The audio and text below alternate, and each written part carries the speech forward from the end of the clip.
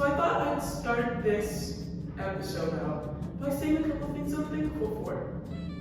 I'm thankful for flowers. I'm thankful for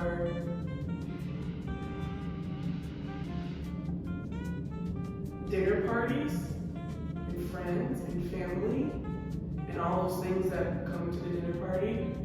And I'm thankful for food. I love food. All right, so let's get started. So this week we have a beautiful DIY that's gonna look gorgeous on a Thanksgiving table. So I'm gonna help you design it in a way that's gonna be beautiful on your Thanksgiving table, all right? So first what I'm gonna do is I'm going to get my greenery together. One, I'm using this beautiful gold vase. And I'm going to start splitting up my greenery, which is my mantina. So I have all these branches on this mantina, and I'm going to start just splitting it up. Split. Make sure there's no greens in the water. Can't believe I almost broke one of my number one rules.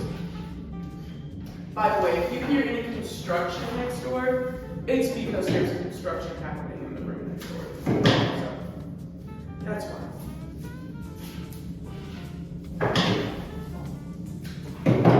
Thankful for construction.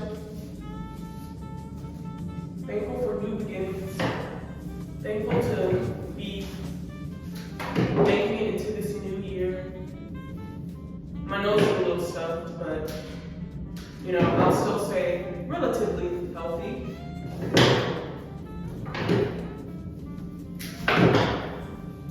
Thankful for a lot this year.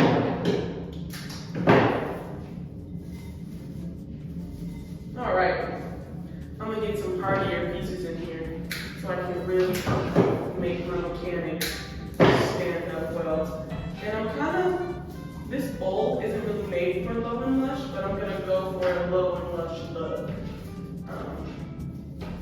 Because that's what worked on Thanksgiving Day. Again, I'm just splitting up all my pieces.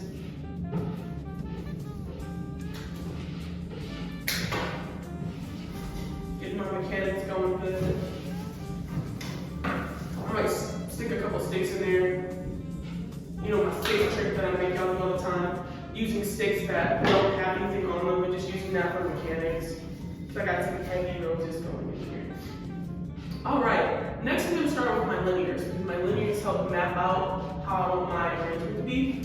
So I got this upright amaranth that came in pretty weird, so I'm gonna use a couple of stems of it. You guys should be getting some good amaranth. I'm just gonna really use my amaranth as a linear to elongate my shape.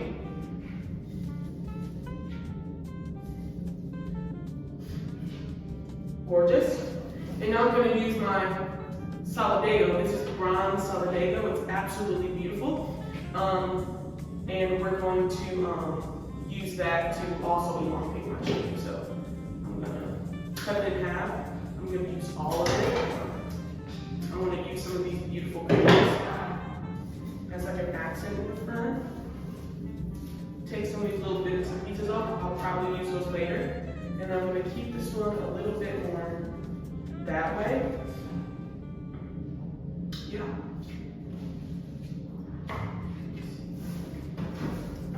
I'm missing an amaranth. I'll be right back. I have my second Solidago. All right, so now we're going to cut it. We're going to separate it. Again, I'm going to use it to elongate my shape. So I'm going to put this one a little lower, and then use this piece right here as like an accent green in the back. Again, I'm gonna get that on the angle. I actually like this piece better. Yeah. There we go.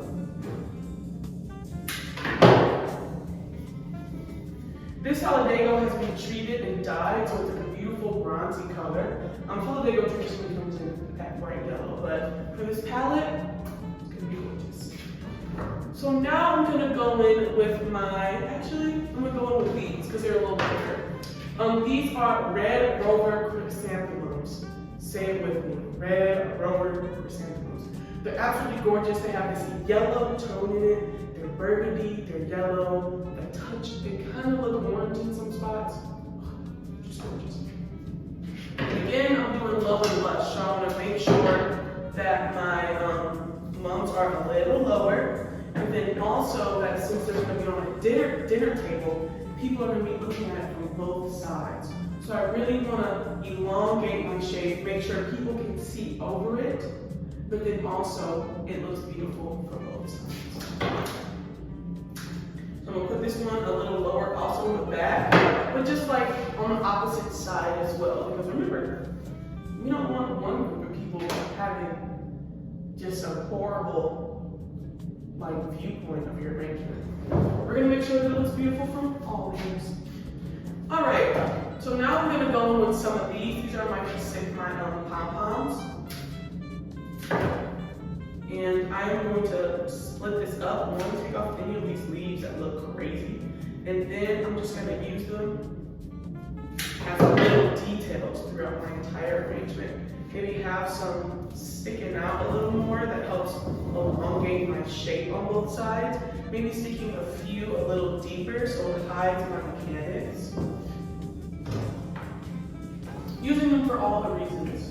They're just cute little details that are going to pop out a little more. And again, I'm putting them at different heights because I'm, again, one, using them to elongate my shape, and two, I want depth in my arrangement. I just don't want everything to be the same height. That would be super lame. All right, now that we got a lot of stuff in there, let's go on with our big old roses. These are called coffee break roses, which I think is just a really cute name for a rose. They have this beautiful orange color to them with a hint of red. It reminds me of remember in the 90s you would go into a coffee shop and it had those really weird pictures everywhere and had espresso cups drawn and then weird wacky figures with deep tones of orange and brown. That's what this reminds me of. You know what, maybe I'll put a picture and I'll put it right here. Yeah. So for these, I think what I'm going to do is I'm going to try to reflex them. They don't seem like they're a rose that wants to be spun out, but by the way I'm reflexing them right now, they love it. And again, reflexing is when we flip the petals inside out. So I'm going to take these 3 fingers and gently flip them, one by one, one by one, one by one. And we're just going to keep doing that. We're going to keep doing that with all of our petals, gently. Bam! Give the center a little blow, and look at that. This is a beautiful rose to reflex. Wow. I've never used this rose, but I'm loving it. Look at this. It's a beautiful orange. It's kind of similar to,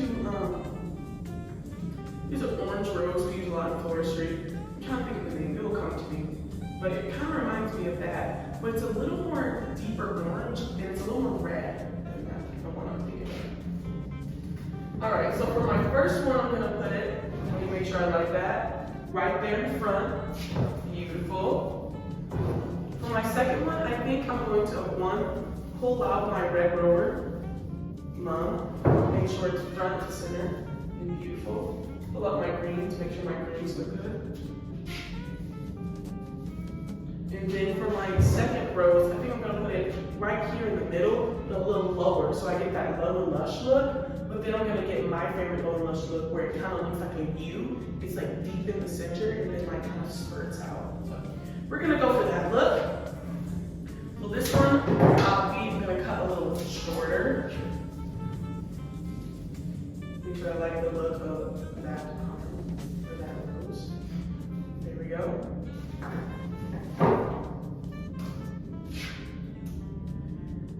I love Low and Lush looks, they're my favorite, and I actually just taught a workshop where I taught a bunch of people, lovely customers, how to do a Low and Lush arrangement. And it really just takes understanding that it will be viewed from all sides and that it needs to be low so people can see your beautiful guests at the dinner table. And it's just thinking long. You're not rounding it, you're elongating the shape kind of. So And there's different ways you can do Low and Lush. I like a more wild Low and Lush, like a earthy, ephemeral Low and Lush that has a lot of lower points, but has like random airy points, like sticking out. That's my favorite kind of Low and Lush. But there's different types. There's classic and all that. So yeah, I'm gonna put this one a little lower again, just to make sure that one of my mechanics in the middle are hidden. Let me see if I like that.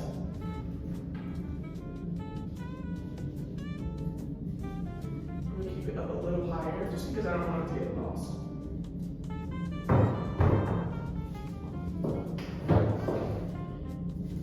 I'm gonna push this more towards the front. Then I'm gonna go in with my last rose. Again, I'm doing the same thing to it, taking off all those stems, taking off any bad petals, and then I'm just gonna reflex it. This is a flex zone. Get it? It's like the song No Flex Zone. This indeed is a flex zone. A reflex zone, actually. Again, I'm just taking my 3 fingers and I'm pushing those petals inside out really gently. Whenever I take reflexing, everyone's so nervous about the petals. You're right, we should be gentle. We really get in there. Really flip them inside out. Beautiful. Oh my God, this is so pretty. I might unflex some of them because I just want it to look a little less round. Like I want some of the pieces poking out like that. See? And then I'm gonna stick this one right here on the other side. Beautiful. Absolutely gorgeous. Absolutely gorgina. Okay. So now what we're gonna do is we're gonna go on with our last piece. And our last piece is going to be these beautiful mustard carnations. Now, this color is gorgeous with this palette because it goes with the touch of yellow that you find inside of our Salvadogo. So yeah, we're gonna cut this a little short. We're gonna open them, and that's by splitting the sepals, which are those little tiny green leaves that protect the petals of the flower. We're gonna peel those back, and they'll split naturally because that's what happens as this gets older. As it ages, they split anyways. And then we're just gonna do the work for it and fluff it out.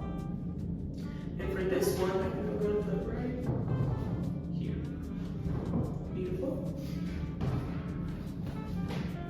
And have some sticking up to keep this one a little taller. Split those sepals.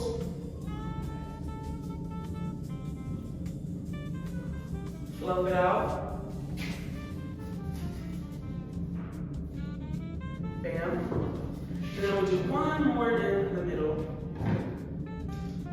It'll be right there.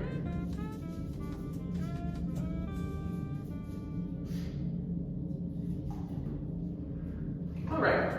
Now let's see how we like it. Let's do our final touches. This would be out a little more. I want our wondrous greens to stick out more. Get this in a spot on our canvas where it's not moving anymore. Perfect. Elongate, elongate, elongate, elongate, elongate. Let's get this more on an angle so it just looks prettier. Where do my gradations go?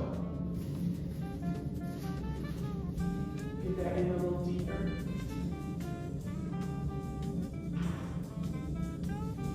Let's get this one on an angle.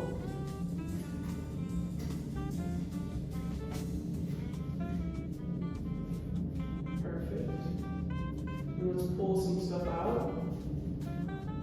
I'm going to move this one over here. Alright.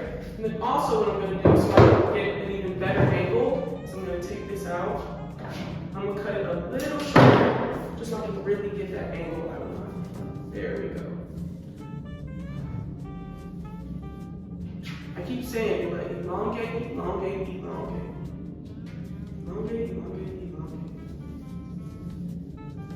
And then we're going to look at our arrangement from the other side and make sure we like how it looks over there as well. Because people will be seeing it from both sides. Make sure you use all of your bits. Make sure we use all of the bits.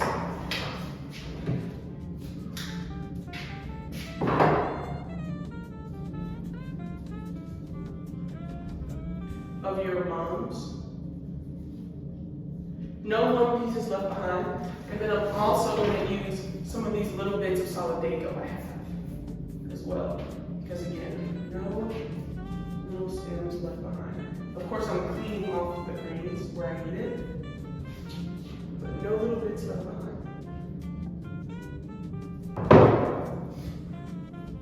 All right, and that's our DIY for this week. So what makes this DIY special is, again, it's low and lush. So it drapes across the table instead of sticking up, and it's low enough that people can see across it. We have these beautiful colors. We have the red, we have the orange, we have the pops of mustard that go with the kind of yellow in the solid Dago. It's perfect, it's gorgeous. So yeah, I hope you guys have a wonderful Thanksgiving this week. Make sure you think about what you're thankful on this year. It's been quite the year, but we can still be thankful for a little bit in our life. So I hope you guys enjoy your week, and I will see you guys next week. Bye.